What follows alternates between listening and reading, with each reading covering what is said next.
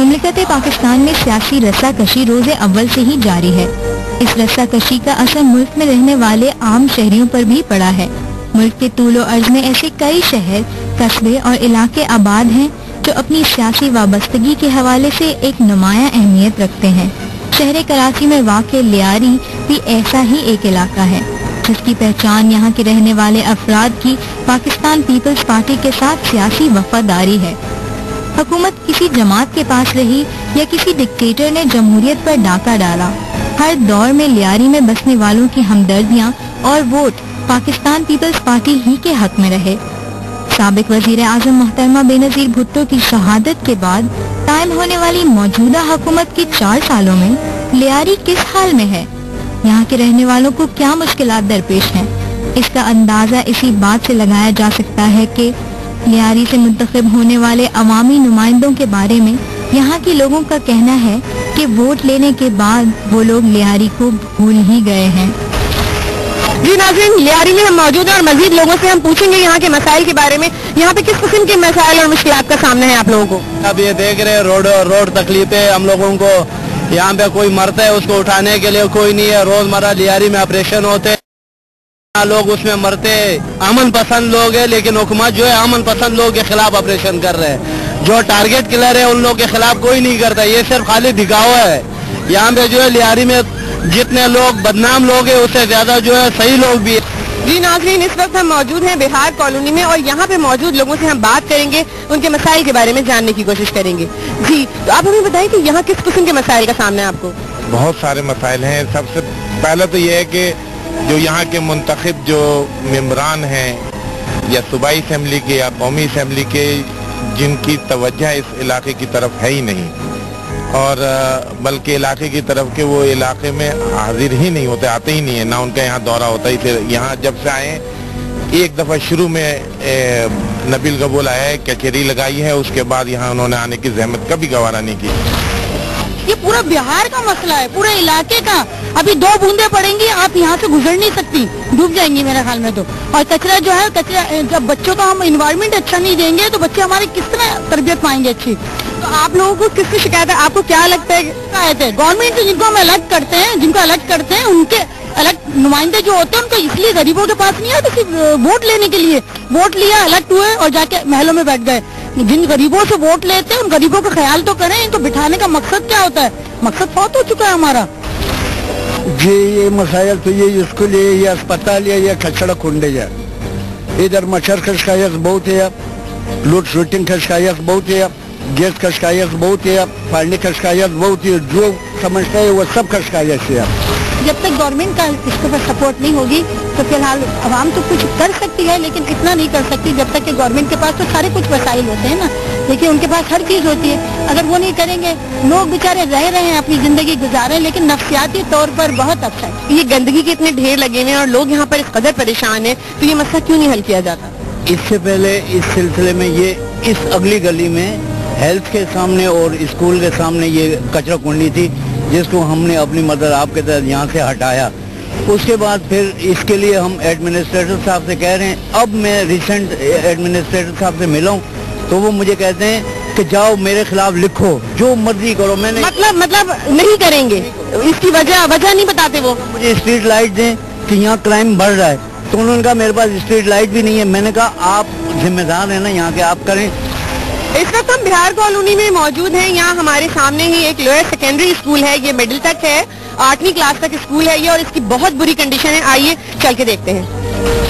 Facilities आपके सामने हैं जो कुछ भी हैं, और इसकी फर्श देखिए और छत देखिए, जो ऊंची बिल्डिंगें हैं वो दिन दहाड़े हम बैठे हुए तो ऊपर से कचरे फेंकते हैं। इधर जो कचरा बिल्डिंगों से सब इसी पर गिरता है, फिर इसके जो बारिश हो जाता है उसके बावजूद जो गंदा पानी है सब स्कूल के अंदर आ जाता है। इसी वजह से जो है वालिदैन यहाँ बच्चों के एडमिशन नहीं करवाते हैं। यहाँ तालीमी माहौल तो बेहतर है लेकिन यहाँ जो बिल्डिंग और छत की हालत देखें, बकाया चारों इतराफ में जो है क्या नाम है कचरा आता है। इनकी बात सही है, देखिए आप देख सकते हैं क्योंकि बारिश होगी तो ये इतना पानी यहाँ जमा हो जाता है, पानी निकालने का। जी नाज़रीन, हम देख सकते हैं कि गर्द से आलूदा दीवारें हैं और छतें इस कदर कमजोर हैं कि धूप सारी अंदर आ रही है, कचरा इसके ऊपर फेंका जाता है और सारी गंदगी और गलाजत जो है वो यहाँ पे स्कूल के अंदर आती है। पहले स्कूल बहुत अच्छा था होता था जिस वक्त ये प्राइवेट था, اس کے بعد سے جب سے گورنمنٹ میں آیا, جب سے یہاں سے پرانی میڈم چلی گئی, جس کے بعد اس اسکول کی جو ہے نا حالت ابتر ہوتے چلی گئی ہے.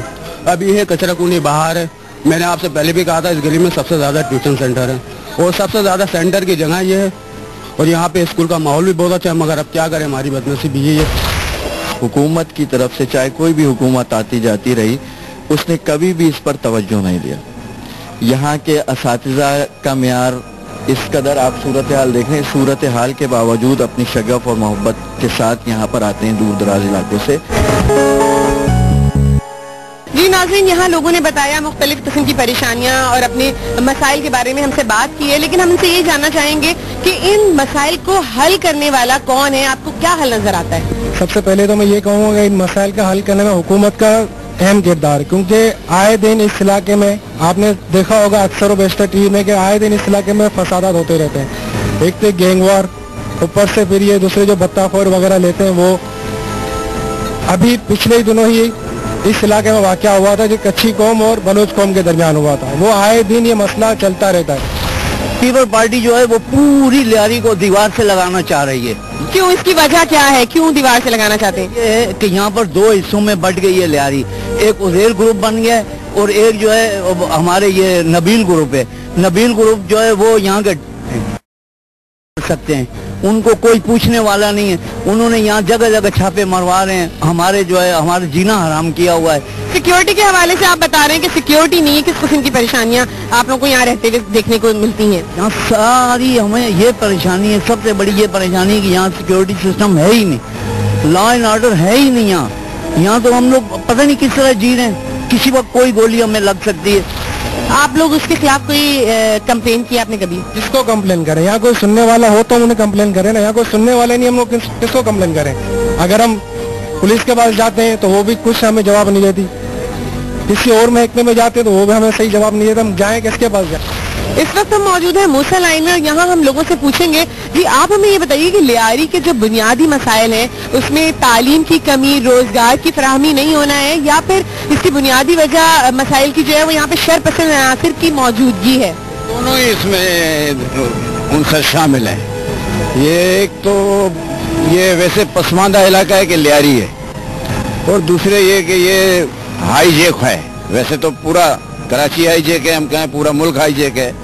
اصل مسئلہ یہ ہے کہ ہم لوگ ہائی جیک ہیں, اور ہر شخص اس خوف میں مبتلا ہے کہ کسی بھی وقت اس کو کہیں سے بھی کوئی گولی آئے گی, اس کا کام تمام کر دے گی.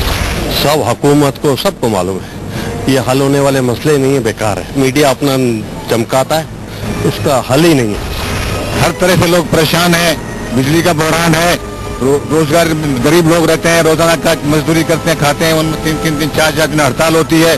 یہاں جو ہے نا اچانک آ کے فائرنگ شروع ہو جاتی ہے.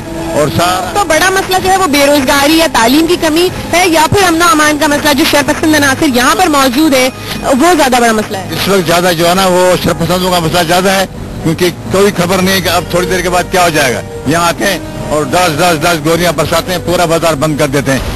اللہ تعالیٰ نے قرآن مجید میں فرمایا ظہر الفساد فی البر والبحر بما کسبت ایدی الناس. یہ جو خشکی اور طریقہ فساد ہے یہ انسانوں کے اپنے ہاتھوں کی کمائی کا نتیجہ ہے. جب الیکشن کا زمانہ آتا ہے تو ہم یا تو گھر میں سوئے رہتے ہیں کہ یہ ہمارا کام نہیں ہے. حالانکہ ہماری بنیادی ذمہ داری ہے کہ ہم اس ملک میں جو اسلام کے نام پر بنا ہے اچھے نمائندوں کو لائیں, لیکن ہم یہ فرض ادا نہیں کرتے ہیں تو اللہ تعالیٰ کی طرف سے ہم پر عذاب.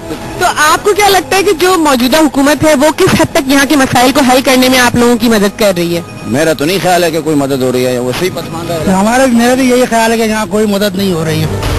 کیا طریقہ کار ہے امن و امان قائم کس طرح سے ہو سکتا ہے؟ امن و امان اسی طرح قائم ہو سکتا ہے کہ یہاں لوگوں کو یہ احساس ہو کہ وہ نیک لوگوں کو, خدا ترس لوگوں کو ووٹ دیں, اور جس کے نتیجے میں یہ تبدیل ہو جائے قیادت, اور پھر اللہ تعالیٰ کی رحمت آئے تو آئے, ورنہ جو ہمارا حال ہے ہم تو اپنے ہاتھوں سے اپنی قبر کھود کے بیٹھے ہوئے.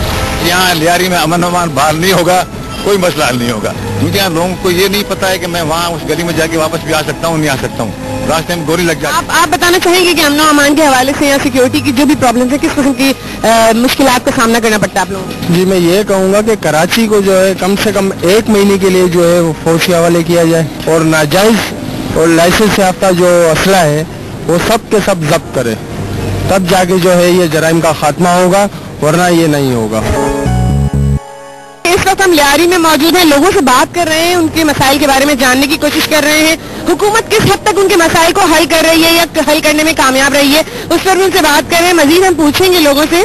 जी, आपको यहाँ पे किस किस्म के मसाइल का सामना है लियारी में? लियारी में तो मसाइल ही मसाइल है, जहाँ देखिए मसाइल है, अमन अमान का मसला है, बिजली का मसला है, पानी का मसला है। ज्यादा बड़ा मसला आप समझते हैं कि अमन अमान का, या जो शहर पसंद अनासर यहाँ पर मौजूद है उन लोगों की वजह से ज्यादा प्रॉब्लम है? सबसे बड़ा मसला है अमन अमान का। जहाँ अमन अमान का मसला होगा वहाँ हर किस्म के मसाइल पैदा होंगे। अब अमन अमान होगा तो हर किस्म कारोबार भी होगा, तालीम भी अच्छी होगी, हर तरीके से हर लिहाज से मसाइल बेहतर हो जाएंगे। आवाम जी जो हुकूमत बैठी है उन्हीं से तवक्को रख के बैठे हैं कि ये लोग कुछ मसाइल हल करेंगे, लेकिन इनका कोई हल नहीं है। कितना अर्सा हो गया है ये आप जो अमन अमान का बता रहे हैं मसला, इसको यहाँ पे कितना अर्सा हो गया है? ये तो काफी साल हो गए हैं तकरीबन। मेरे ख्याल से जब से ये हुकूमत आई तो ये मसाइल को ज्यादा बढ़ गए। इससे पहले बेहतर थी? इससे बेहतर थे, कदर बेहतर थे, लेकिन इस हुकूमत के आने के बाद तो बहुत ज्यादा खराब हो गए मसले यहाँ पे।